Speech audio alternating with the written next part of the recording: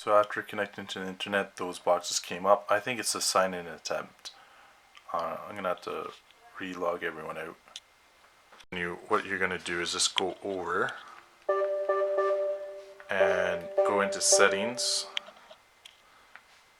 So I'm gonna go into the user account here. We have two accounts that are signed in, and I want to remove them. Let's try to remove the account.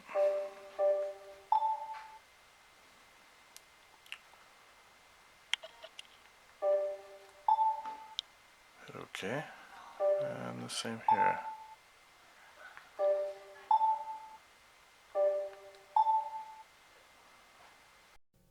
So if this helped, give a thumbs up, and I'll see you in the next repair video.